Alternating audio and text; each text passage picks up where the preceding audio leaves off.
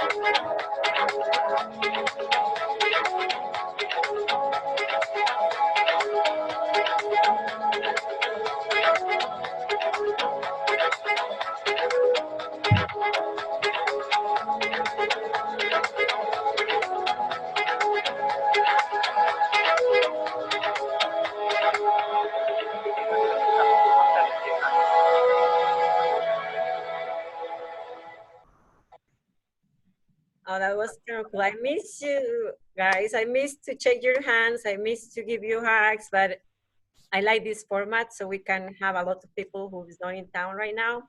Okay, now I would like to bring Bryson to give us an update of his business development. Is Bryson? Yes, yes. Okay, good. Hi. Share now. Yes.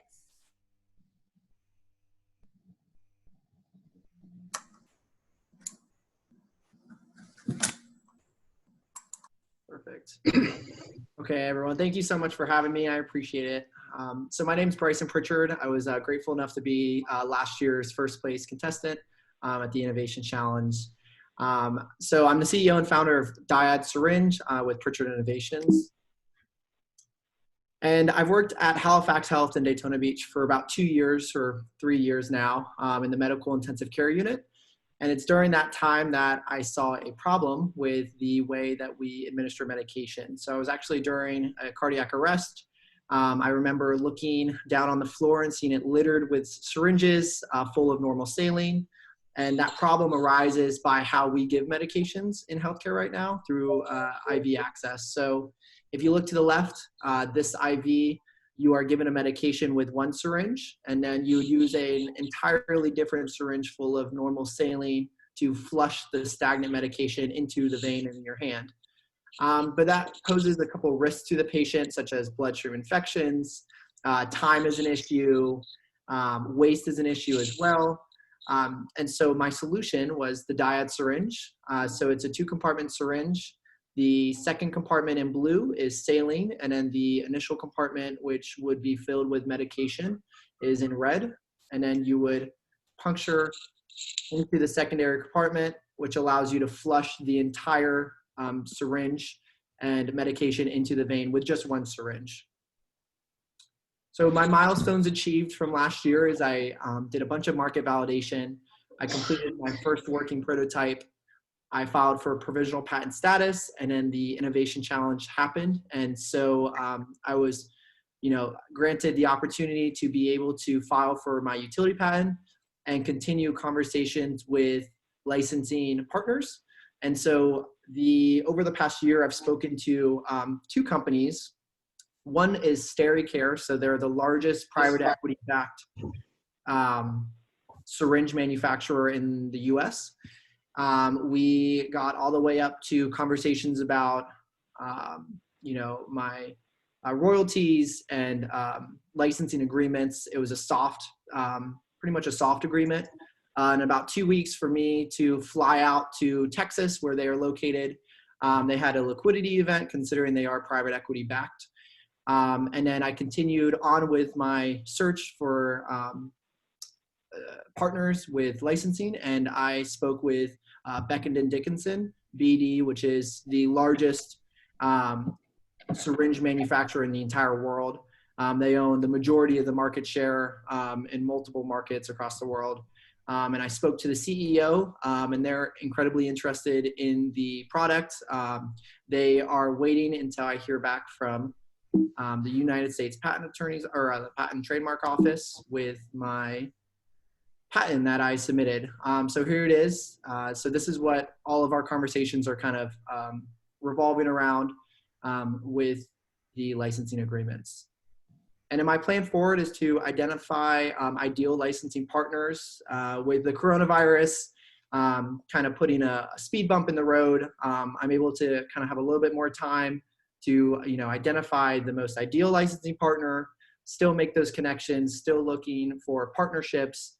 And then once I solidify who I'm going to license this product out to, the patent to, then assist that partner with bringing the product to market and then selling. I've been also given enough time to work on other products in healthcare that I've wanted to fix, problems that I've seen while working, and then also problems outside of healthcare that I've been working on too. So that is my update. I just want to say thank you so much for having me here, inviting me back and presenting. I'm just so grateful for the opportunity last year to be able to present, and I'm just excited to see this year's presentations as well. So if anyone has any questions about my progress and what I've been up to, please feel free to ask. Any questions? Good job. We're very proud of your development. Great job. Thank you, guys. Thank you. Thank you. Good job. Good job. Any questions for Bryson before we move to the next speaker?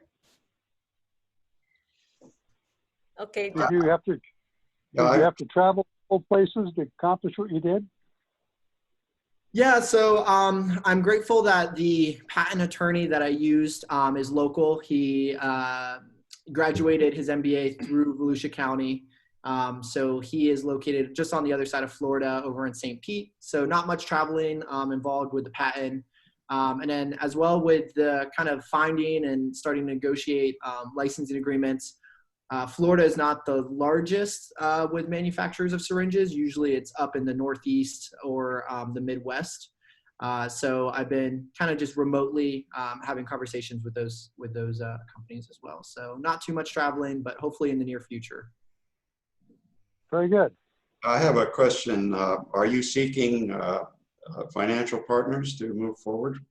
Yes, I am. So there's two routes that I can go through this. Really, one is like SteriCare. So they wanted to expand my intellectual property internationally. They wanted to cover the cost of the molds, which are very expensive, as well as kind of the operational side of things to get this to the market. There's also that route that I can go by myself with kind of fee-for-service, companies as well, that I would, pay for specific fees, such as molds and such as just different aspects of getting this product to the market, which financially is troublesome. So I'm always open to financial partners as well. Thank you. Good. Thank you. Any other questions before we move to the next speaker? Okay, good. So now our next speaker is Dr. Cairns. Dr. Cairns is the founder of the Cairns Foundation, whose mission is to identify and assist bright students.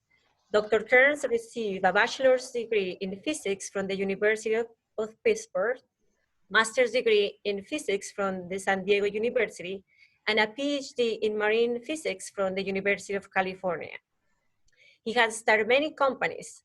Some of them were sold to Lockheed Martin, and another one was sold to Teledyne Technologies. His principal activities are developing of new technologies, of the offshore systems, and supporting young people to help them achieve their entrepreneurial goals. Dr. Cairns holds more than 60 patents, the majority of which have resulted in commercial products. Please welcome Dr. Jim Cairns. Thank you, Dr. Cairns, for everything you do. Thank you very much, Connie. I'm impressed by that introduction. My God. Anyhow, I want to thank you all for being here today. This is our 7th innovation challenge. And so over those years, we've had a pretty good run. And with people like Bryson presenting their ideas to us, we've had several successes to move forward who are still in business and doing well. And so I thank you all for being here because, well, let me say, first of all, we tried to set this up as an in-person event as we had done in the past. And it just couldn't work out. So we're here virtually, and I'm glad that you Got all under caps? Hello? Oh, can you hear me okay? Yes. Okay. Yes. Oh, okay. So it's important that you're here because you provide a fairly large audience for young people to present their projects to, and you also present a potential investor pool for them. And in the past, some of our presenters have teamed up with people like John Folvig and others and have received financing to get their projects going forward and have ongoing commercial success. So that's very satisfying to us and I think helpful to our community. Well, I want to, before we get into the presentations, just recognize the sponsors of today's event. There are 2 prizes today, a first and second prize, and each of these are 2-part prizes. So the second prize is $5,000 in cash to be applied to the students' program. That's one part of it. And the other part of it is a 1-year non-resident participation in UCF Incubator here in Daytona Beach. So that's a pretty nice start for a second prize. The first prize is $10,000 given by the Cairns Foundation and a year's residency at the Connie's UCF Business Incubator. And that's a wonderful, wonderful start for a nascent company because it gives them an office and it gives them all the secretarial and technical help, a lab space, and mentoring in every aspect of starting a new business. And Connie offers that, and thank you very much, Connie. That's great. There is another thing that I'll mention to you, just that does not have anything much to do with the Innovation Challenge, but with the generous contributions from Rosadia and Paul Upchurch, the foundation has also been able to help fund some student projects at local universities. Very exciting physics and engineering projects, which they're not up for competition in this event, but it's just a good thing to do to help these programs. So if any of you really want to make a small investment and to join into one of these as a donor to one of these projects, you can do that, and you can follow the projects, be part of the team, and it's an exciting event. So it's a great thing to do. Now, since last year's event, some of you know this, but I have stepped aside as the director of the Cairns Foundation, and I've been director since 2003 when it started. And I have asked my good friend and long-time business associate, Rick Fraser, to take over the leadership of the foundation. And I'm very pleased that he agreed to do that. I can't tell you how pleased I am, actually, but I know that Rick will do a wonderful job to carry it forward. And so, Rick, I turn this event over to you as our moderator, and thank you from the bottom of my heart. Thank you, Jim. By the way, I think you also, there's a couple of sponsors that I know you wanted to acknowledge that I didn't hear you say. One was Volusia County and the other was the Hunter Foundation. I believe that, or did I forget to say the Hunter Foundation? I think they put up this $5,000 second prize. And of course, Connie's organization, thank you for that, but Connie's organization is actually in partnership with Volusia County. So very indebted to all of those. And if I passed them up, that's my bad memory. Well, I'm your conscience too, Jim. So thanks, Jim, for those kind comments. As you said, I've been involved with the board for several years, almost from the beginning, I think.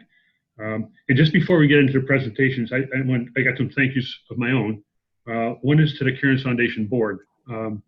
This board has really stepped up this year with all of the different things we've had to deal with. People just stepped it up to the plate and took on tasks.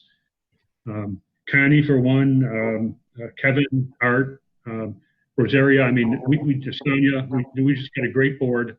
And I want to thank you all for stepping up and helping us pull this thing together.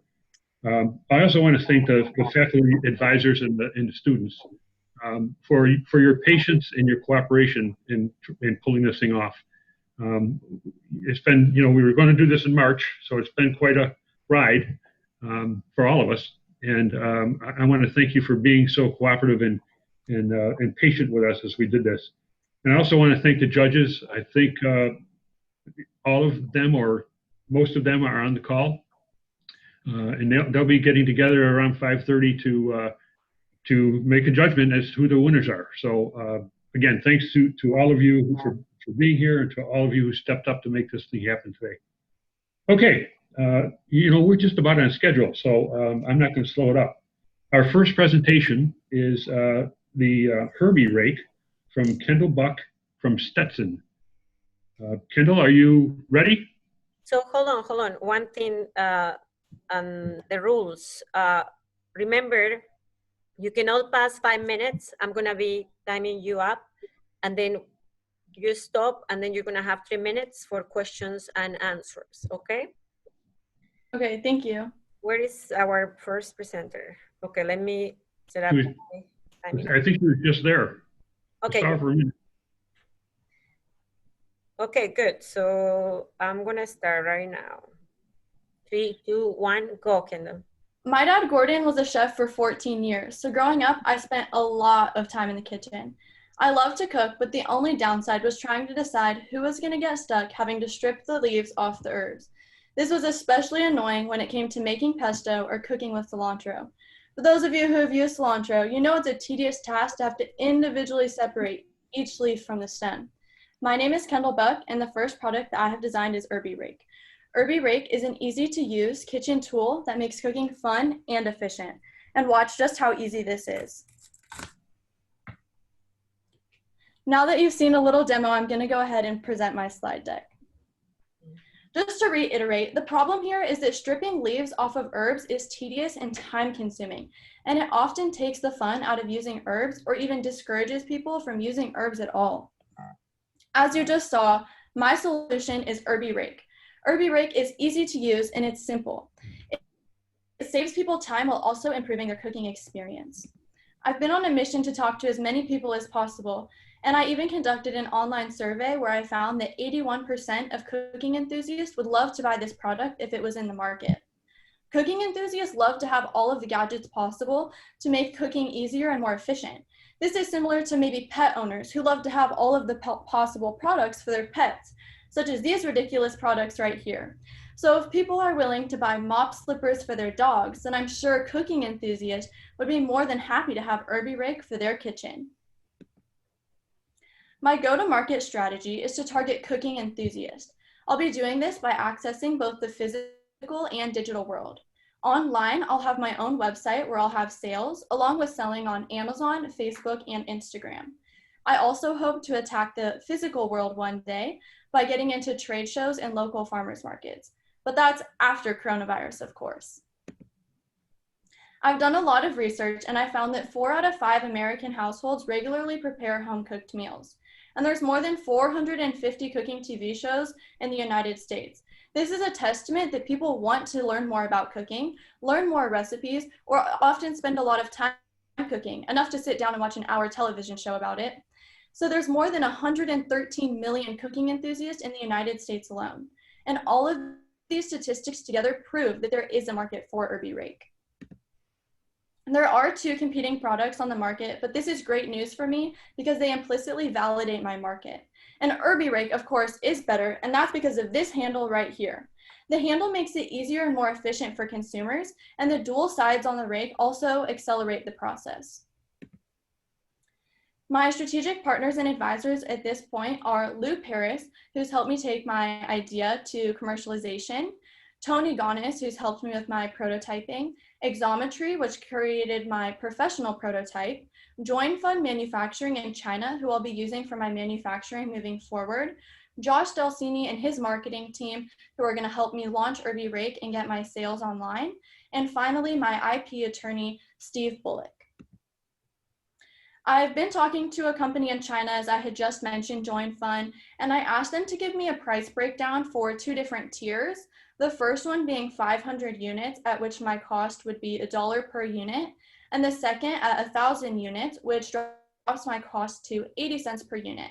I'm leaning right now with going for 1,000 units, so I broke down the cost even more to show that it would be $1.65 landed in the United States, and that is including packaging and shipping.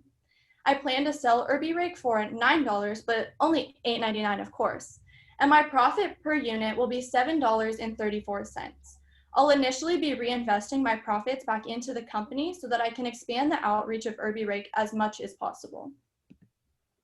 At this point, I am still in the pre-revenue stage, but I've already commissioned my professional prototype, which you just saw. I've gathered my early stages of feedback. I've filed for my provisional patent status, and I've registered my LLC.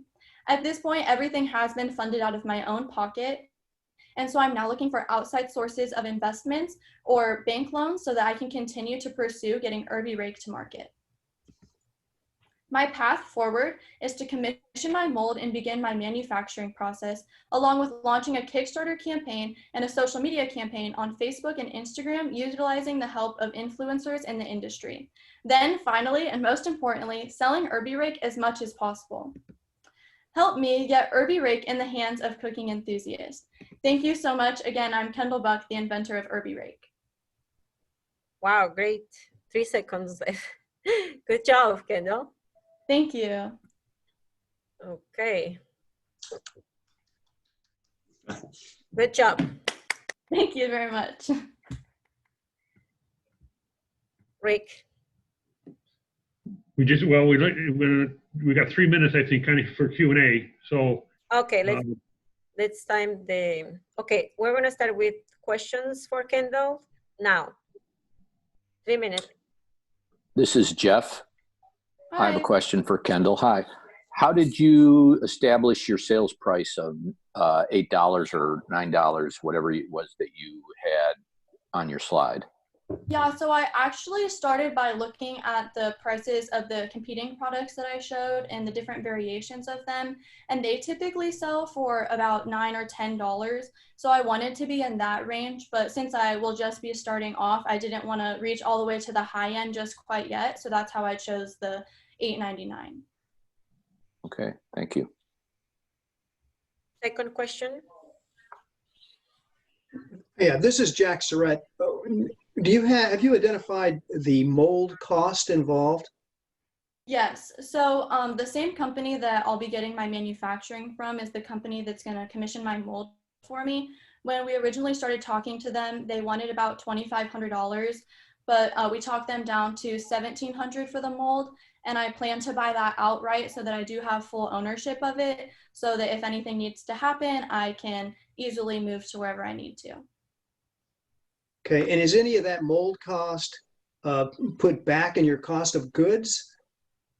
We did not do that. Since I'm going to be buying it outright, we wanted to see what the cost would be like after we had already bought the mold. So we kind of just set that price aside for the initial sales while we were looking at the numbers to see what our profits would be. Thank you. Mm-hmm. 1 minute and a half left. Next question, Dr. Cairns. I just, that sounds awfully cheap to me for an injection mold. Is that a 1-cavity mold or? Yeah, So since the way that Rake is designed, and we specifically did this knowing how expensive molds are, we only need one piece. We don't need multiple pieces to produce it. And so with only having the single mold, it makes it a little bit cheaper, and then by good haggling skills as well. Any other question? Yeah, have you investigated what the cost would be to produce the units in America?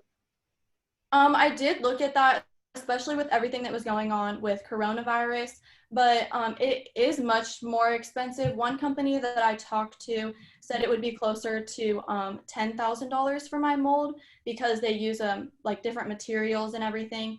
And so that just isn't feasible for me at this time, which is why I've chosen to outsource to China. And what about the cost of production after you have the mold? Yeah, so my cost then is about $2.50 per unit, depending on which factory I choose. And I even looked into continuing to 3D print the product with the company that I'm using. But right now for my 3D printing, I'm paying between $15 and $20 per rake. And I just don't think that that would be very good for my company. At the 215 versus 165 landed, difference of 50 cents per unit.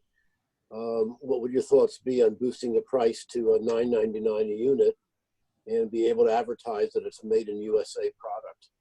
Yeah, I would definitely consider that. And I have even talked to my advisor and a few other people on my team about possibly moving our manufacturing to the United States, but we just hadn't really worked with like any contracting or anything. And as far as we have with the company in China so far. Okay, thank you so much for the questions. Time's up. We're going to move to the next presenter. Thank you. Thank you, everybody, for the questions. Okay, thank you, Connie. Okay, our next presenter is a product called Frizz Bowl, and it's Kristen Chappell from Stetson University. Okay, whenever you're ready, Christian, let me know so we can start the time. All right, can everyone hear me? Yes. Yes, we can. Okay. Ready? Hello, everyone. My name is Christian Chappell, and I'm the owner of Frizz Bowl. So on the left side of my screen here is my dog, Duchess. She's very active, and I take her with me pretty much everywhere I go. But the problem I always run into is that I have to pack food, water, toys, you name it, anything that she needs. So after experiencing this issue, I thought it would be great if I had one product that would allow me to both feed and play with my dog that's also easy to store. So I created Frizz Bowl, which combines the Frisbee and the collapsible bowl.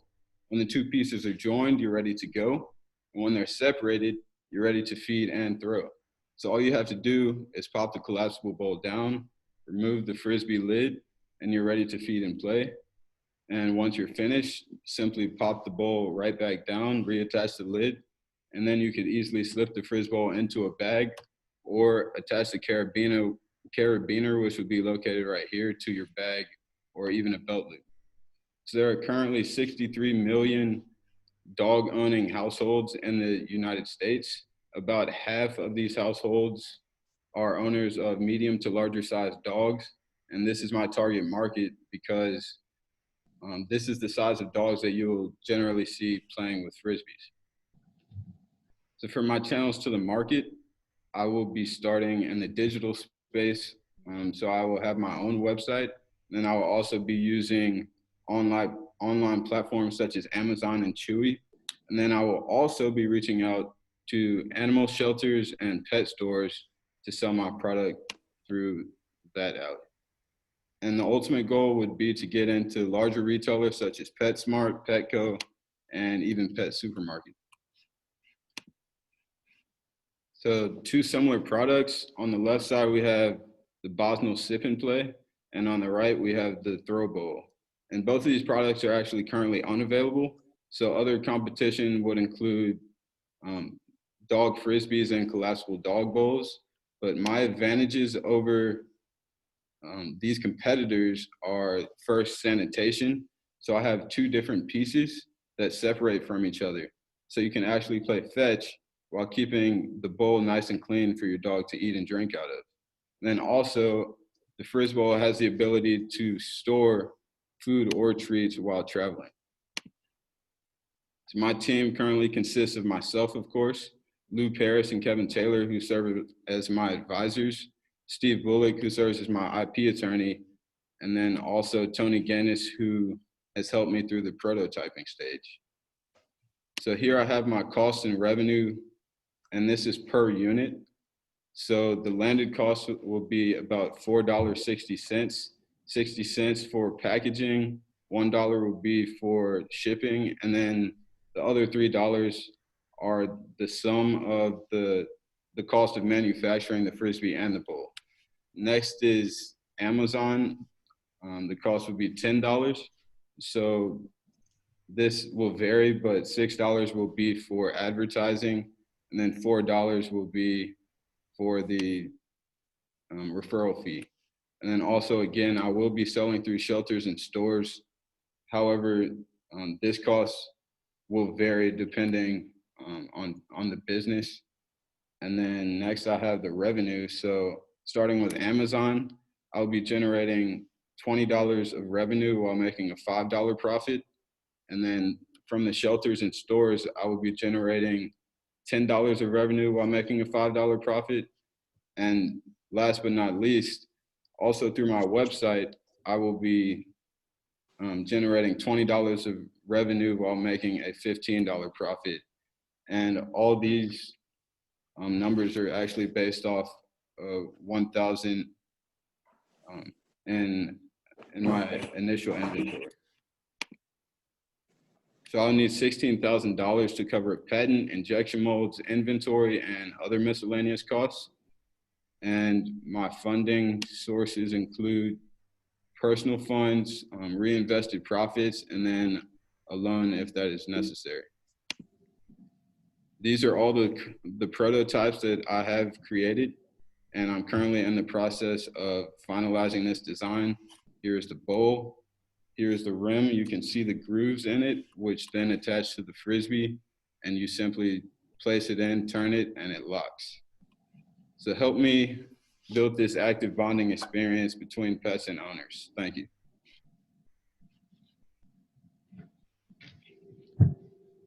Good job. Thanks. Okay, we're gonna open this for the questions now. Questions for Christian. I'm gonna start 3 minutes. Christian, this is Jeff. Hi, Jeff. Hi. You referenced your patent, and there's some costs associated there. What specifically is your intellectual property that you're either applying for or have applied for?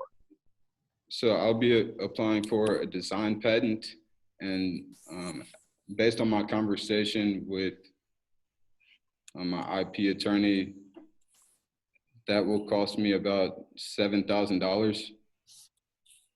So that will be the price of the patent. And then, is there any more to that?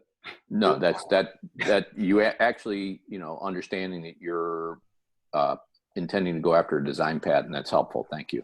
Okay, you're welcome. Next question. I have a question, Christian, Jim here. Do you have any connection with a company called Freelancer? I do not. I went on the internet to look for products like yours, and I put the name Frisbee in. Mm-hmm. And there's a site called Freelancer that has a product called Frisbee. Okay. So you might check that out, Freelancer. Yes, I'm open to, if I need to change the name, that is something I definitely do. Yeah, this person, Freelancer, is a freelance designer apparently, and it looks awfully lot like your product, but you might check that out to be sure. Okay. Somebody's not ripping you off there. Mm-hmm. All right, thank you for that. Good point. Next question. No more questions? 1 more minute.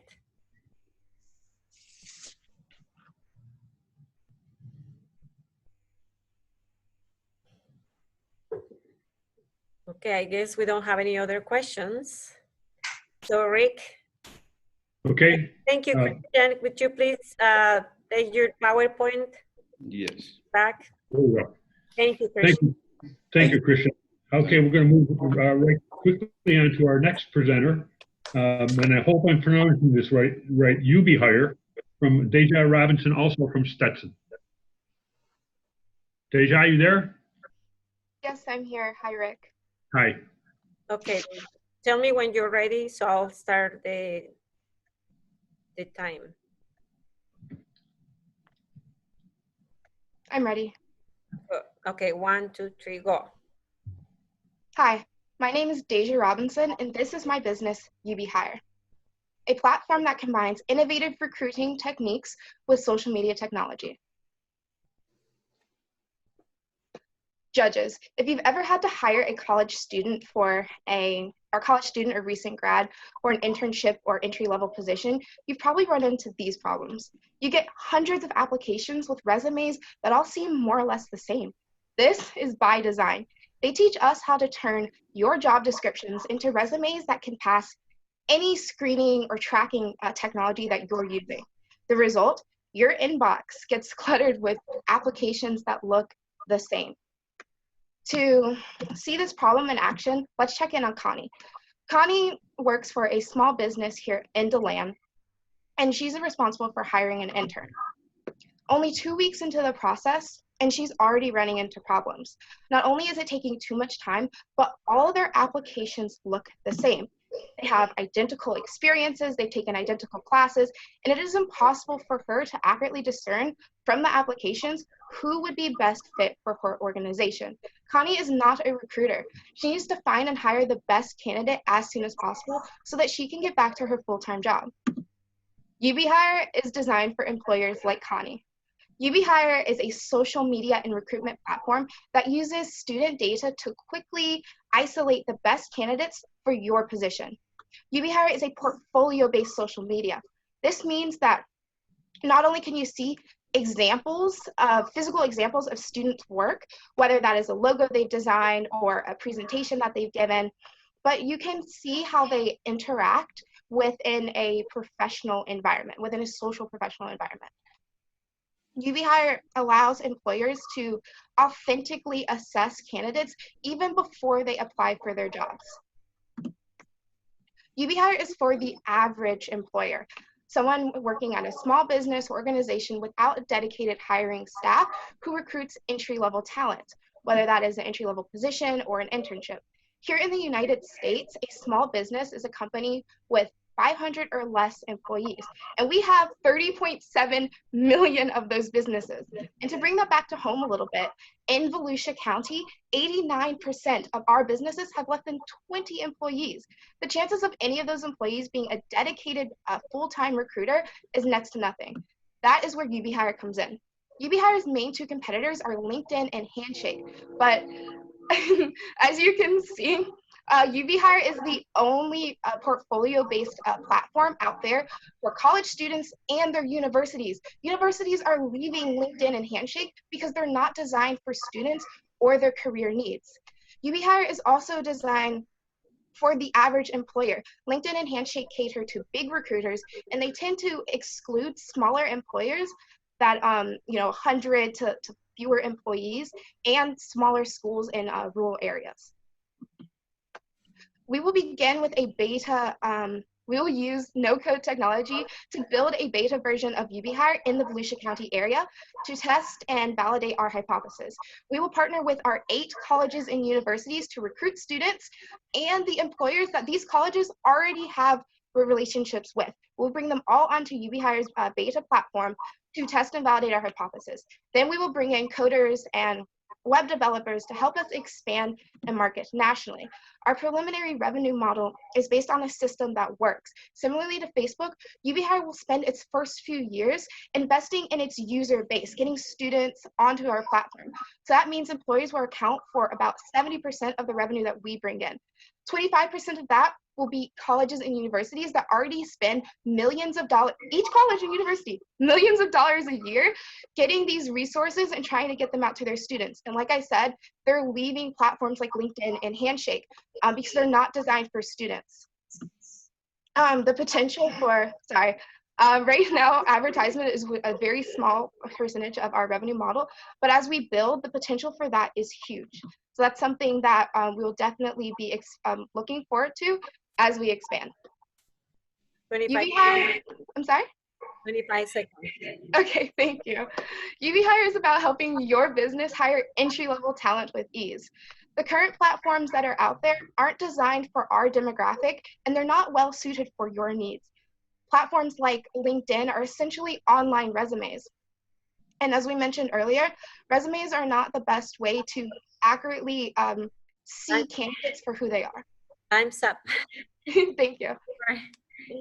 Thank you, Deja. Oh, good. You're finished. Good. Okay, good. So now we're gonna start the questions and answers. Questions for Deja?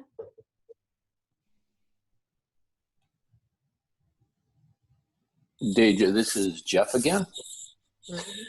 So, interesting. Where did you come up with this idea? What prompted it? Thank you so much for this question, Jeff. Not only do I have personal experience with not fitting into platforms like LinkedIn and not really being able to convey who I am and my potential through resumes, but I spent about 2 months just identifying problems within my peers and everyone I could get my hands on. So I've interviewed and surveyed employers, students, and the career and professional development office at my school. And it occurred to me that this problem I was having with LinkedIn and resumes and just traditional hiring practices is a problem across the board. So that's really where this idea came from, and we have been working with all of our different market segments the entire way for each of all of the ideas in here. Good answer. Thank you. Thank you. I have a question. How do you profit from this? Thank you for this question.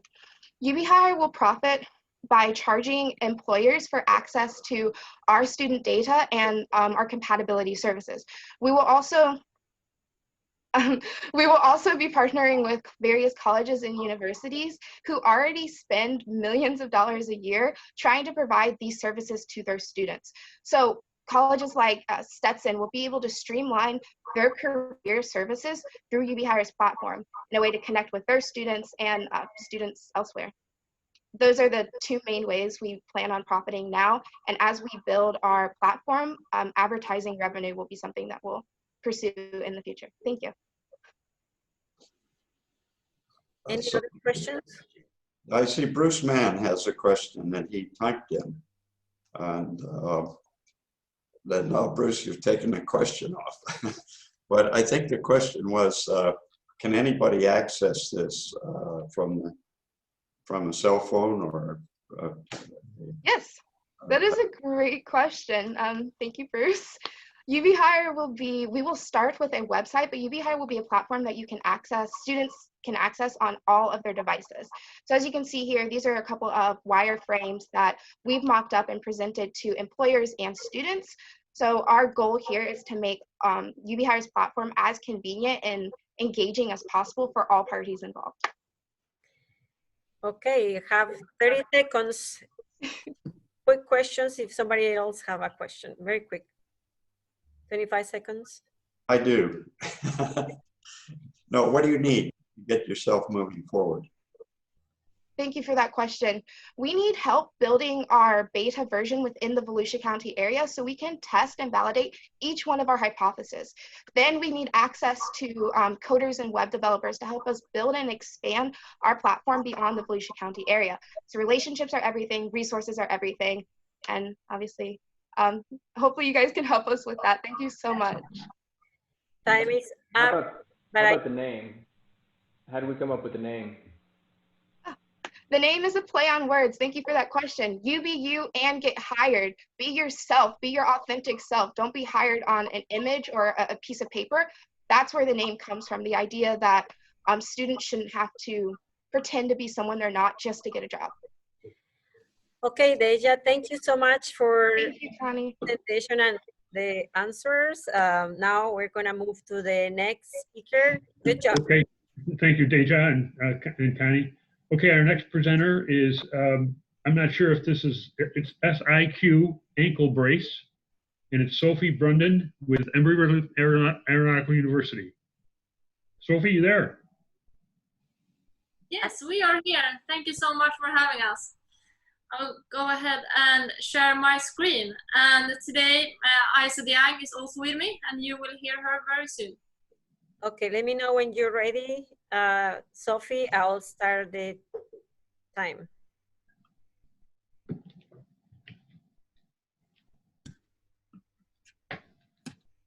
Okay, we're ready.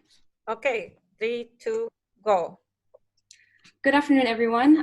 My name is Isa Diang, and I am one of the 3 founders for our company, SICK Engineering LLC. Accompanying me today is one of those founders we introduced you earlier, Sophie Brunden. So soccer is the world's most popular sport. As you can see on the map, all these highlighted countries have soccer as their main sport. Ankle sprains are the most common injury in soccer. An ankle sprain is when a ligament is overstretched beyond its natural range of motion. Not only is it most common injury in soccer, but also basketball, indoor volleyball, cricket, and badminton, which makes for a very wide market. All 3 of us have experienced ankle sprains. So to solve our own issues and the #1 injury in the world's biggest sport, we decided to come up with a solution.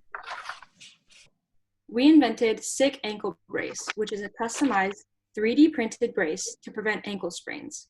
It also helps you during your rehabilitation phase, since it's fully customizable to also vary in your stiffness for anyone's needs.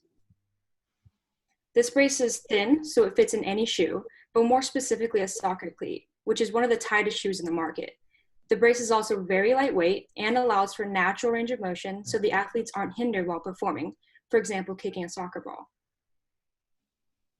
The unique idea with our brace is this geometric mesh layout. Naturally, your ankle range of motion differs from rotating one way versus the other. This brace also mimics the human body's natural mobility and allows different displacements for the same amount of applied force. This 3D printed idea will be patented in the near future with a utility patent. For proof of concept, as you can see, our ankle brace resists and restores the forces that the ankle is experiencing, as opposed to an ankle without the brace. There are 6.5 million ankle sprains a year in the US alone, which results in a market value of $1.7 billion for the global foot and ankle devices. We plan to sell our brace online through our website, also through clubs like Liverpool, organizations like the athletic department at our university, retail stores such as Dick's Sporting Goods, and medical professionals such as athletic trainers, because as athletes, they trust their medical team. Another way we'll sell our brace is to get the brace covered by insurance, so doctors can prescribe the brace for their patients. It would be ideal for the stores and orthopedics to custom print the ankle brace right in front of you. So right now, our manufacturing cost is roughly $8. Our margin is therefore 87% by selling our brace at $60, as opposed to the current market brace of $20 to $100. So our finance plan is devised into 4 main areas: a new 3D printer, which will bring down the production time from about 7 hours to only 5 minutes. We're currently working with consultants from the university and beyond to apply for a utility patent. This also includes production. So for our office space, software applications for faster manufacturing, and employees that help with the manufacturing processes. And lastly, of course, our marketing needs. So here before you is the most popular brace on the current market, which is visibly very bulky. Your foot can also rotate in the brace, which really doesn't hinder the motion that causes ankle sprains. And it's also very uncomfortable. Another popular alternative is ankle taping. It's only effective for 10 minutes until the tape loosens from the athlete's sweat. Another downside is that you need a trained professional to properly apply the tape, and you have to dispose of it after every use. So the team consists of the 3 founders, which all have a degree in biomechanical engineering and are also current athletes. On board is also our CFO, 3 other student athletes, and our mentor, Dr. Victor Wabemave from Embry-Riddle University. We are currently looking into different materials, talking to experts to get inputs for design improvements, manufacturing, and an official professional opinion. In addition, we're in contact with a legal team about the patents. We plan to perform a beta testing to get athletes' opinions, gather validated technical data by using cadavers, and also taking advantage of our university's motion capture lab. Thank you so much for listening. Again, my name is Isa Dieng, the COO, and I'm accompanied with Sophie Brundon, our CEO. Thank you, everyone. Good job. Thank you, ladies. Thank you. Timing. You got like 10 seconds left. Awesome. Okay, good. So we are going to start the questions. Questions for the presenter. Yeah, this is Jack Surratt. I was wondering how it compares, this brace compares to a typical sleeve, not so much taping, but a sleeve that you would use on your ankle or like you might use on your knee. Thank you for the question, Jack. For the sleeve, a sleeve is more for rehabilitation purposes. So it helps move the blood flow around your ankle, your bones, and your muscles to promote the healthy healing. For our brace, it does both prevention for ankle sprains and also rehabilitation. So as opposed to the sleeve, it also does prevention. So it'll kind of resist and restore the forces that the ankle feels, but also does that rehabilitation phase by altering the stiffness of the actual brace. And so by doing that, what we'll do is either change the area of the diamonds that you saw in the picture, so where it's smaller. So we have more diamonds, essentially more material, which makes the brace stiffer. And by that, we're able to limit the amount of motion that the ankle is experiencing so that it does not, I guess, keep injuring itself. And so it does a mixture of both. There is a question from Bruce. Have you talked with any orthopedic doctors? We have not. That is on the list of things to do this upcoming semester with the undergraduates that are kind of assisting us with this project. We do have a few physical therapists that are willing to write a review on it and do a full medical review of our ankle brace. So this is something that we are going to do in the future. The other question from Bruce is that how are you going to coordinate the fitting manufacturing with the brace with a 3D print? Right now, what we have in mind is kind of like a software.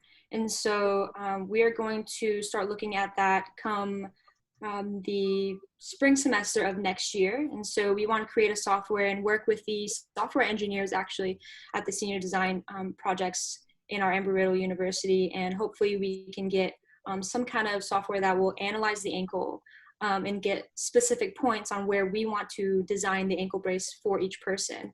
And from there, we'll implement that software into the 3D printer by converting the files. And then from there, we can do print the ankle brace. Any other questions? She has 20 seconds. I would ask, do you need any certification or approval from any medical organization to market this? Thank you, Jim. At the moment, I'm not sure about that. If my CEO has anything to add to that, she can. I would love to answer that question for you. Since this is not a medical device, it's not something you're putting into your body, you don't need any approval to use it in sports or as a private person. Thank you. Thank you. Okay, time's up. Thank you, everyone. Good. Thank you, lady. Can you please take your PowerPoint? Wait, good. Thank you so much, Sophie. And okay, we'll move right to our next presenter. And this is, the product is Soundless Sleep. And the inventor is Jonathan Stark, also with Embry-Riddle. Hi everyone, hope you're well. Unfortunately, I kind of live under an airstrip, so if you hear planes in the background, my apologies in advance. So let me share my screen.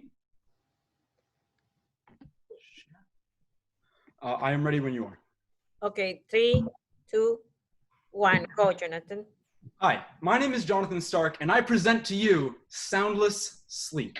The story begins almost 2 years ago when my father and I took a trip to Atlanta, Georgia in the summer. And if you know anything about Georgia in the summer, you cannot sleep without air conditioning. However, ours was broken. See, every time it went around, it made a tick-tack, tick-tack, tick-tack noise. That was so annoying. And if you've ever tried to sleep in a sound-full environment like I did, you know that it is an almost impossible and mind-numbing task, exhausting even. And in that moment, I couldn't take it anymore. So I took my pillow and I hugged it to my ears and waited for the noise to stop. And in that moment, I realized, if you want better sleep, you need to get a better pillow. But more than that, the world needs the first noise-blocking pillow. That's right, I'm talking about the world's first fully noise-blocking pillow. A pillow that goes over your head like such, that extends from your shoulders to your temples, coming up to your cheekbones, completely encasing your ears in noise-blocking premium memory foam. A pillow that was designed with 360-degree comfort in mind, such that it has a contour in the back of the neck to align your neck in the perfect and optimal sleeping position. A pillow designed with the traveler in mind, designed such that it can compress down into a compression sack and fit in universally any backpack, solidifying this product as the next item that you cannot leave home without. As we took our prototype to our different markets, we realized that our market was threefold. Our introductory market will be the 18 to 25-year-old college students with roommates, people who cannot stand their roommate making strange noises at 3 a.m. This market is motivated and ready to buy. Moving forward into our stage 2, people with snoring spouses often suffer from reduced intimacy. This problem can be solved with a noise-blocking pillow. Furthermore, big city dwellers, they don't like hearing noise all the time. But finally, our bread and butter, our stage 3, what we want to get to is the frequent flyers. Getting into the Hudson newsstand is one of our absolute goals and dreams for this company. But money talks, and to define what we're talking about, the initial production refers to the first 100 units. And in that, we will have a 14% margin with a cost of goods sold sitting at around $16.79, retailing for $49.99. The breakdown is here, and you can see our cost to sell is rather conservative. But we believe branding is an investment. And as we continue our branding, our cost of goods sold, or our cost to sell will decrease exponentially. And so will our cost of goods sold as we approach our 2,000 units mark, as the volume will decrease, as the order volume will decrease the cost. And in that, we are projected to have an 85% margin by 2021. Our go-to-market strategy is quite simple. We are a fully e-commerce integrated platform using both Amazon and our proprietary website that is currently up and running. Furthermore, we will market with Instagram ads, Facebook ads, and YouTube ads, as that is where the majority of 18 to 25-year-olds spend their time. And we feel that that is the best way to find them. Our competitors don't quite exist. That's the problem with inventing something that has never been seen before. However, people are solving this problem in other ways. In the top right, you will see the ostrich pillow, what they market as the premier napping pillow. But based off of its design alone, you can see my reservations about that product. In the center, you will see the noise-blocking headphones. Noise-canceling headphones. The sales of these products have grown dramatically over the past few years, showing that people are getting increasingly more annoyed with background noise and want to block it out at all costs. Finally, there's this guy, the MyPillow guy. While we don't see him as a direct competitor, we see him as a potential exit strategy. Someone selling $380 million worth of pillows every year is absolutely someone we would like to meet. Let's look at our milestones and projections. This isn't something we've just been talking about. We've actually done this. We've established our sales plan, tested our market. We found a manufacturer. I personally have studied at the Test Flight Bootcamp and gone to CEO and pitched this idea there. Moving forward, we will begin verifying our prototype and creating more prototypes to truly lock down a perfect manufacturing design. And by winter, we will be selling all 100 units. So what's next? And we need a provisional patent, we need market contacts, distribution centers, and filmed advertisement. All of this can be done with the $10,000 prize money from the Cairns Foundation. You can see the breakdown of that here. And all of that, I would like to leave you with this. When you sleep well tonight, you are ready to take on the challenges of tomorrow with a clear mind, an open heart, and a happy soul. Thank you. Once again, my name is Jonathan Stark. I am the CEO and founder of Soundless Sleep, and I look forward to continuing this after the meeting. Thank you, Jonathan. Okay. Connie? Yes. Okay, good. Good timing. Perfect. Let's start with the questions for Jonathan. Let's start. 3 minutes. Questions.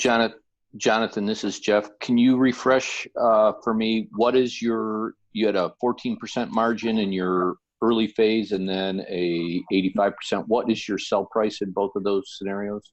Our sell price is going to go from $49.99, which is competitive with current unbranded pillows, and 85% is at a $65.99, which is also competitive with branded pillows.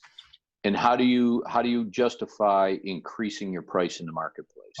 Branding. People are willing to pay more for the Tempur-Pedic sits at around $85. The MyPillow, I believe, is $64.99 for two. But all of these brand name pillows are significantly more sought after in the market. Okay, thank you. Okay, have a question here from Bruce.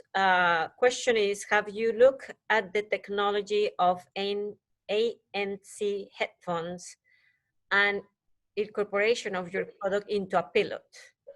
I have looked into making this an active noise canceling. However, at this stage, that just adds cost. The noise blocking properties of the foam work quite well. And having electronics so close to your head all night long is seen right now as a potential concern. So there would be needing to have more testing in that.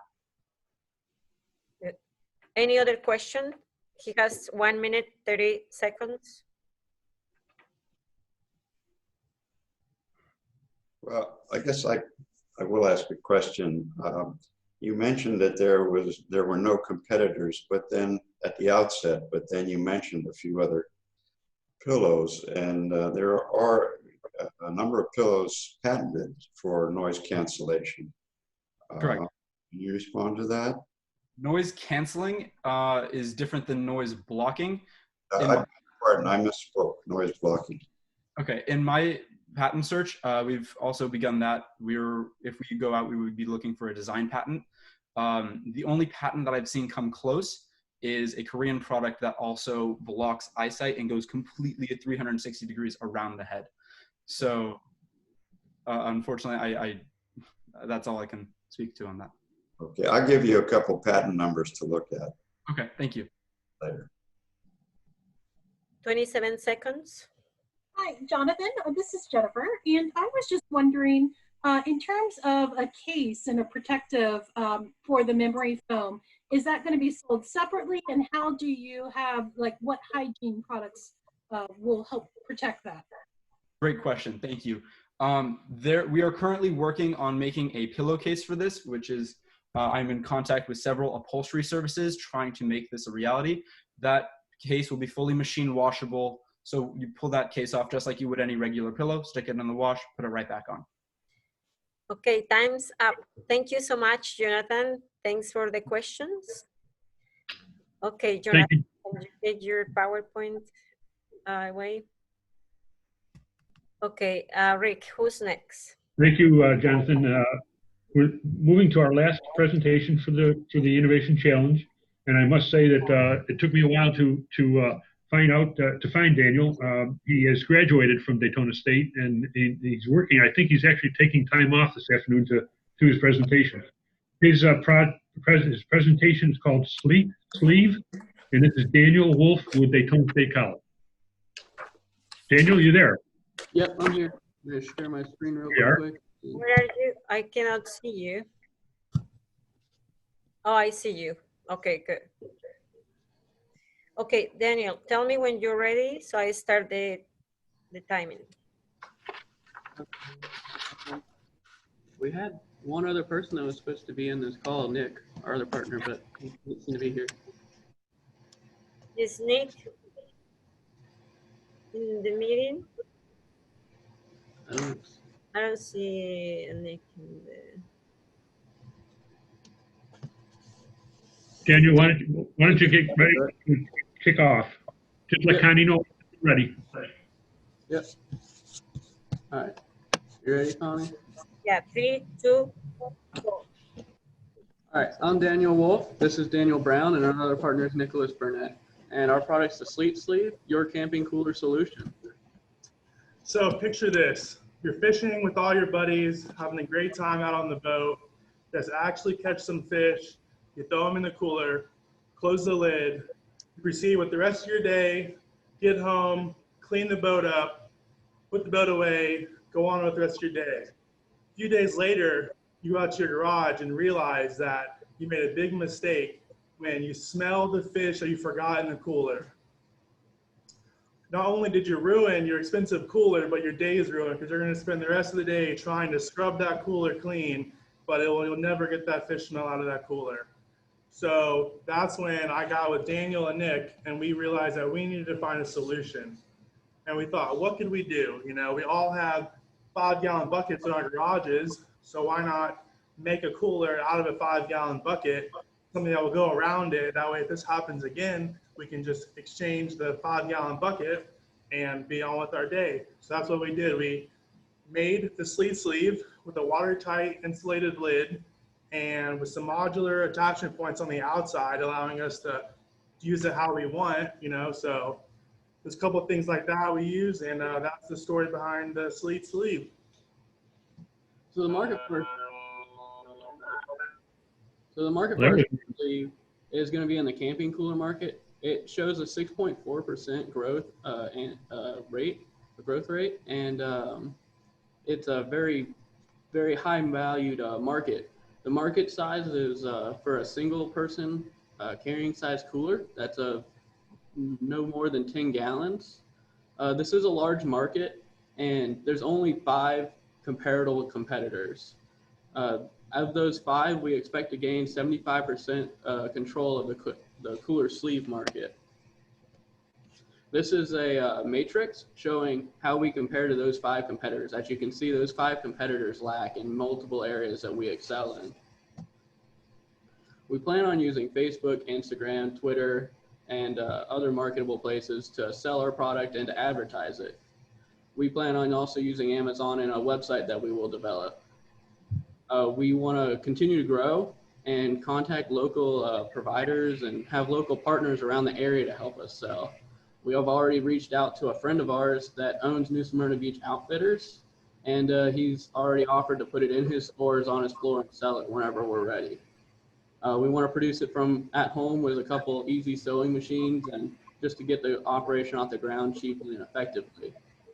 We want to work with our distributors to try to get better pricing. And we plan on going to different expos around the area to actually promote our outdoor expos, specifically to promote our product. Each product, the material cost is going to be $29.51 for a total of $29,510 for a $1,000 production run. We're planning on an hour and a half worth of labor time per product once we get under production.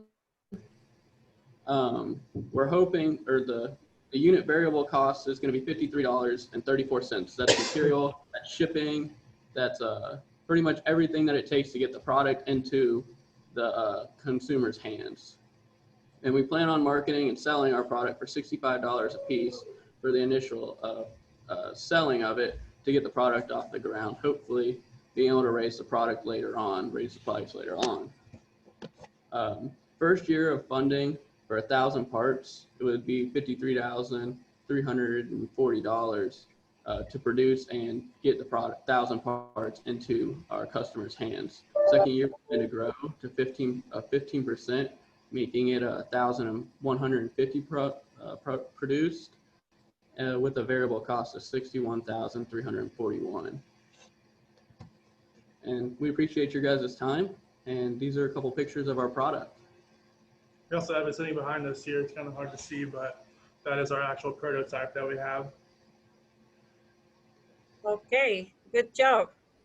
25 seconds left. Good. Okay, so now we are going to open for questions. Okay, questions for Daniel.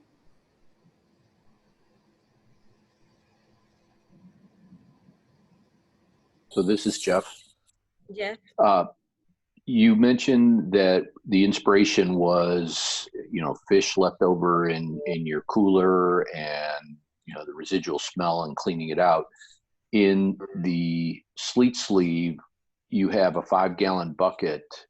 And then when you close the top, how do you actually, you know, seal the top of the 5-gallon bucket? And, you know, so if you... So the lid itself actually seals. It's got a gasket inside and it clips on. We've done multiple testing, making sure the lid fits multiple different types of buckets because they range in size a little bit, but not much. And then once that goes on, there's actually a whole sleeve that fits over the top that you pull tight. With a drawstring. With a drawstring. To actually cover the lid, yet again, to make sure no debris gets on the top of it. All right, very good. You guys are ahead of my question there. Very good. Appreciate the question. So I have a question, Daniel. So where is the ice? What is the cooling part of in your prototype? We have about an inch of insulation on the inside of the sleeve. Kind of hard to see in the video, but it wraps all the way around and the bottom. We did some testing with ice, and I believe it lasted, was it over, do you remember the hours on it? 24? It held solid ice for over 10 hours. I think that's as far as we did the testing on it. So it does, you know, and we think we did it versus a regular 5-gallon bucket, you know, laying out in the sun. So we're definitely effective in its design. As you can see, it's kind of thick here. This is where the insulation actually is. So the bucket fits inside, and the insulation is actually all the way around it. So do I have to put that in there in the freezer and then take it out, or just ice? It's just a normal insulator on a normal, like a cooler. They're normally filled with a foam. Oh, okay. Thanks. So this you just store. You can fold it up any way you want to, and just store this, and then stick your bucket in there whenever you're ready. Good. Any other question? Is the sleeve washable at all? With the material that we put in it, or put around it, it's nylon. It should be able to go in the washer, but I would not say to put it in a dryer. Okay, there is a question from Bruce here. Is what's the composition of the sleeve? The composition? So what's the sleeve made out of? Oh, yeah. I think so. Yeah, that's questions from Bruce. Yeah, so it's a nylon outside liner, and then we just have it's a polymer foam on the inside of it. So it's just foam, and then the nylon liner actually wrapping around it. Okay, time's up. Thank you so much, Daniel. Okay, Rick, I think. Thank you to both Daniels. Okay, that wraps up our 6 presenters for this session of the Innovation Challenge. The judges now are going to have the difficult task of getting on another Zoom call and trying to decide of these 6 presentations, the first 2 winners, I guess. So having been a judge in the past, I know it's very, very difficult. I wish the judges all well. I want to thank all 6 presenters. I think you all did a great job, which is going to make the judges' task even harder. I will mention to the faculty advisors and the students that we ask you to join us again at 6 o'clock for the award presentation. The judges are now going to go into a judging session, and then hopefully you all have the Zoom information for a 6 o'clock awards presentation. And we'll see you all back for that. So I guess, Jim, before we sign off, do you have any comments before we get to the judging? Daniel, can you stop your PowerPoint, Daniel, please, so we can see everybody? Daniel? Rick, yeah, thank you. I just want to thank all the presenters. I think everyone did a great job. And I think as a whole, it's the most interesting group of projects taken as a whole that we've had in recent times. So I applaud you all and appreciate it very much. Yes. I like this whole virtual thing. I can see everybody. I wish we can just have some coffee now and wait while the judges deliver. But you're gonna have a break, have some coffee, maybe popcorn, and join us again at 6. Bruce has some questions he put up, Connie. Can you see them? I'm sorry, Jim. Can you say it again? Has just put up, oh, there are his questions. I beg your pardon. Yeah. No, Yeah. I've been reading the questions from Bruce. Actually, Bruce, thanks for the questions. They were really good. Yes, he's asking for the Zoom number for the judging session. Oh, no. The judging session is only for the judges. And nobody's allowed to get into that. He's a judge. Oh, he's a judge? Oh, Bruce. Oh, okay. I'm sorry. I didn't know. Great. So you can just, we will send to you the link again, okay? Bruce, I'll send it to you right now, whenever everybody's gone. How about the other judges? Do you need it too? I wouldn't mind getting it again, actually. Yes. Yes. And to confirm, it's 5 o'clock, or are we going to go right into the judging session? No, we're going to have a break right now, Jeff. Only judges are going to stay at from 5 to 5:30, just to okay. The teams. And then everybody is going to have a break. And then we will invite you, everybody, to come and join us at 6 p.m. for the award ceremony. Right. So the judges will get back on at 5. Only judges, yes. Yes. Okay. Thank you. Connie, I guess Jeff was, and correct me if I'm wrong, Jeff, but we finished a little early, so we've got actually 40 minutes until 5 o'clock. Now, did you reserve a time from 5 for the judges that we have to stick to?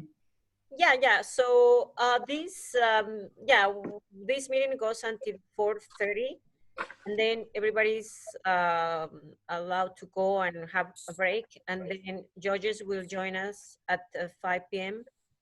And then everybody will come at 6. But anyway, I want to say thank you so much for everybody that tuned in right now, especially my boss. I know my boss is Caroline. Are you in, Caroline Dykes? Caroline?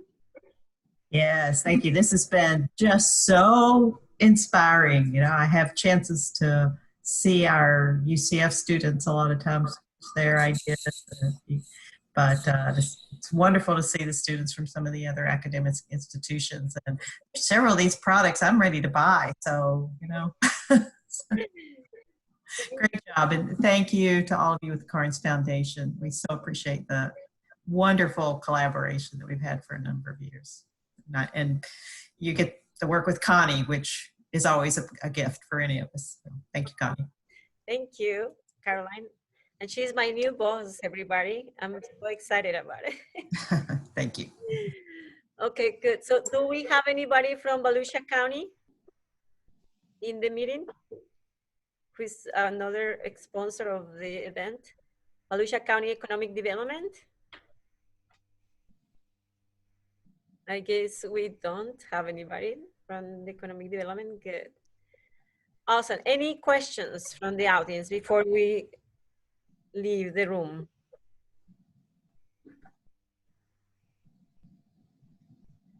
I got an email, a text from one of the faculty members, and he said it's an amazing event. We love it. Thank you so much.